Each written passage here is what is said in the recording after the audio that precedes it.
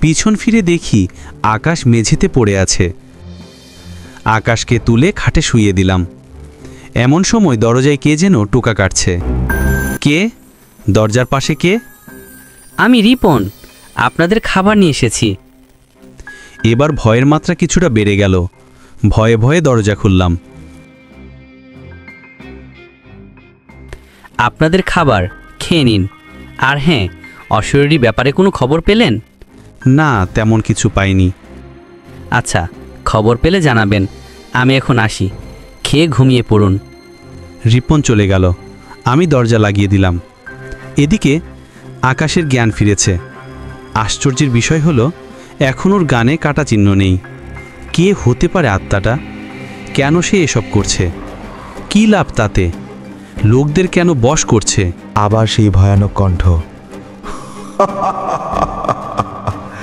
কি হলো, ভয় পেয়ে গেলি?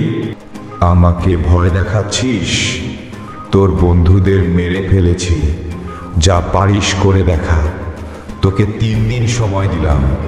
এই 3 দিনের ভেতর আমি গ্রাম থেকে আরো 5 জনকে নিয়ে যাব। পারলে তাদের বাঁচা। এবার কাউকে দেখা যায়নি, শুধু আওয়াজ শোনা গেল। তারপর পুরো ঘর স্বাভাবিক হয়ে গেল। আলো চলে এসেছে। আমি মেঝেতে হাঁটু পেড়ে কান্না করতে লাগলাম। একটু পর নিজেকে স্বাভাবিক করে নিলাম আর মনে মনে ভাবতে লাগলাম, এটা শুধু আমার একার লড়াই। এই লড়াইয়ে আমাকে জিততে হবে। চাচা, আপনি আমার কিছু কথার জবাব দিতে পারবেন? হ্যাঁ, পারমু। কি কইবা কও। চাচা, আপনি হয়তো জানেন যে ওই আত্মার কথা কইতে চাও না, ওরে তো প্রতিদিন এই বট গাছের নিচেই দেখি কিছু সৈন্যপণ্য নিয়ে বইসা থাকে। হেদিনকা কি হইছে শুনবা? ঠিকই বলুন, আমি শুনবো। হ্যাঁ, হনো তাইলে। হেদিন রাতে আমি ওই গ্রাম থাইকা এশমিক আসতাছিলাম। তখন দেখি ওই আত্মারোগো পিছনে একজন মানুষ আছিল। তাগোর সঙ্গে লোকটা গেল।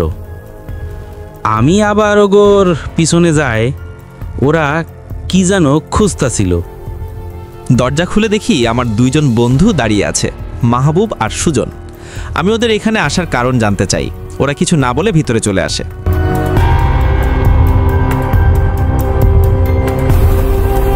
কিরে, তোদের আসার কারণ জানতে পারি? মজা করিস না, অনেক রাত হয়েছে। কিছু থাকলে খেতে দে। মজা? আমি মজা করব কেন? তোদেরকে আসতে বলছি তাই বল।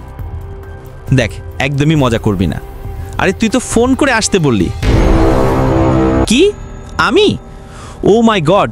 তোরা চলে যা, তোরা থাকিস না। তুই কি পাগল হলি নাকি? আসা মাত্রই যেতে বলছিস? তোরা বুঝবি না, তোরা যা। তোদের জীবনে ঝুঁকি নিস না, যা তোরা। কি হয়েছে আগে তাই বল। তাকবীর হয়তো মারা গেছে, এক আত্মা ওদের নিয়ে গেছে, তাই তোরা চলে যা। আমি চাই না তোদের কিছু হোক। ওরা চলে গেল।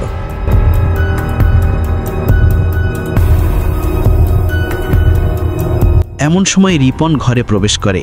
তাকে দেখে আমি চমকে যাই। তাকে খুব ক্লান্ত মনে হচ্ছে। হৃদয় ভাই, তাড়াতাড়ি চলুন। আপনার 2 বন্ধু ওখানে কি যেন করছে, মনে হয় কাউকে মারছে।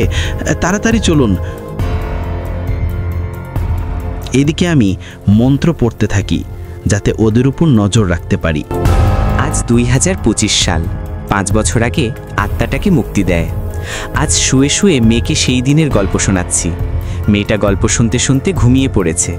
আমি এখন ঘুমিয়ে পড়ব, তাই আজকের মতো বিদায়। ভালো থাকবেন, কাল আবার দেখা হবে।